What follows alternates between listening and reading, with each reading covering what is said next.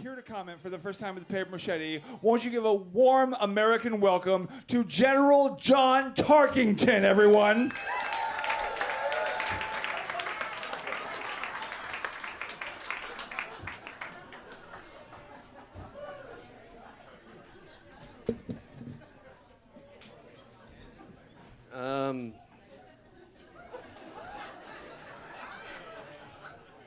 Goo goo gaga.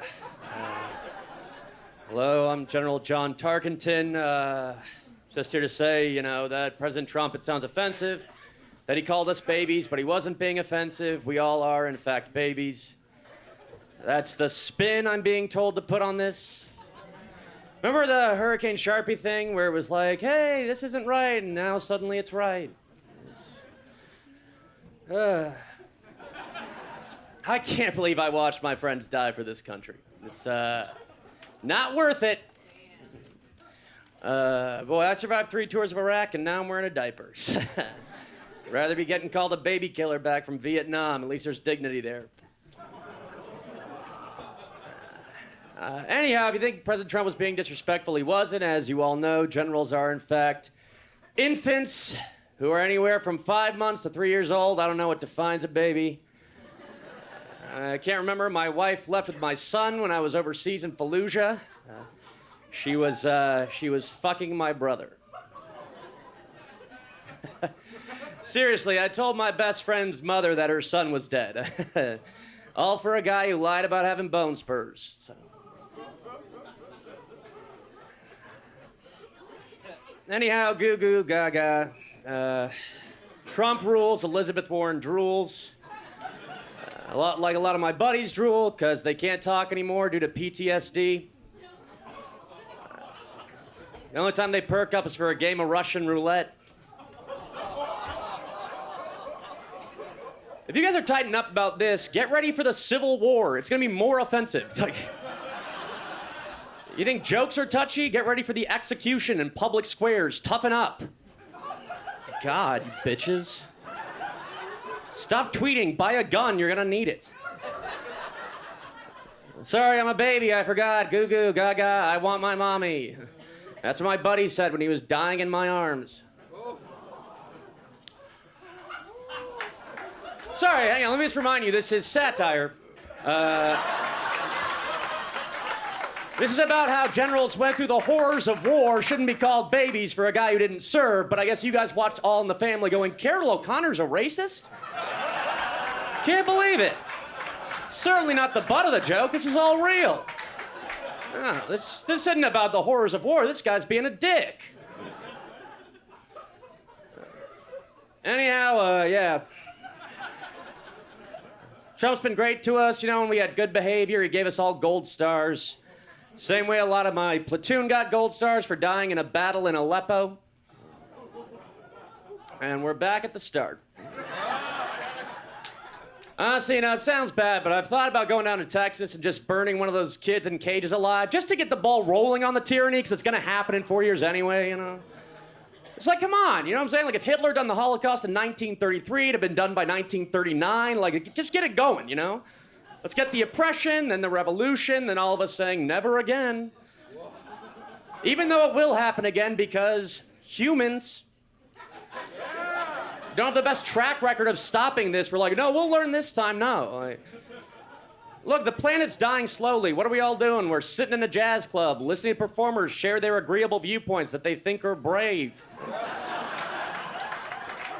We're all doing our part.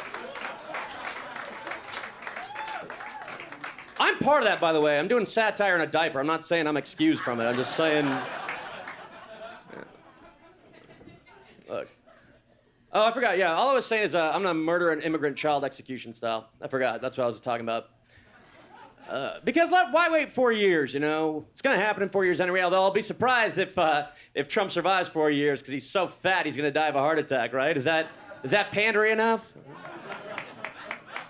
Sorry, I body shamed. I know you guys are woke. It's my bad. Sure, I saw a member of the Taliban slit a child's throat for being our translator, but you guys probably saw a white guy in a sombrero. That's offensive. It's cultural appropriation. That's way worse, and I thought I knew pain.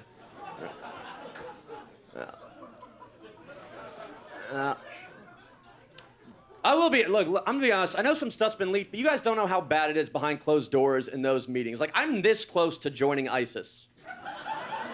Like, I'm not in favor of their policies, but they're at least organized, right?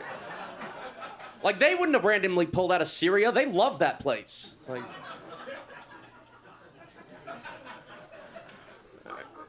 Anyhow, look, yeah, I just want to. This is something that's on the book, but this happened for real. We were getting ready to pull out of Syria, right? We were telling Trump, we're like, this is bad, you know, we're abandoning the Kurds. You're going to give Putin a stronghold in the Middle East. And I'm not joking, this is what he said. He goes, all this talk about Kurds and Putin makes me want to visit Justin Trudeau.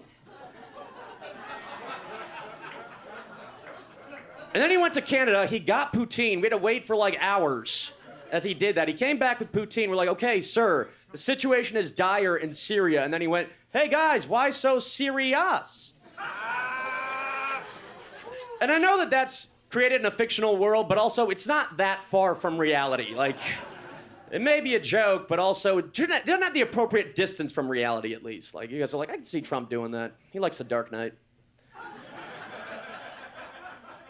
All right. So, anyhow, they say leave him with a laugh, so... let's see. Okay, this is a street joke we have in the military about America's Middle East policy. What does a Jamaican say when you ask them where an American Predator drone murdered an innocent family? Yemen. That's just a little silly wordplay about the frivolousness with which we deal with Yemenis' lives. It's a Christian nation, but love thy neighbor unless they're different from you. You know. Wow. Anyhow, goo goo gaga, and here's to climate change winning. We deserve it. And who'd have thought the villain from 12 Monkeys had the right idea? All right, thank you guys. Have a good one.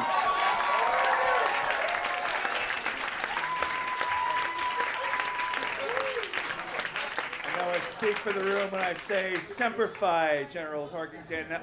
General Tarkington was played by the indispensably brilliant Chicago comedian and diaper fetishist, Joe Fernandez! How amazing was Joe Fernandez?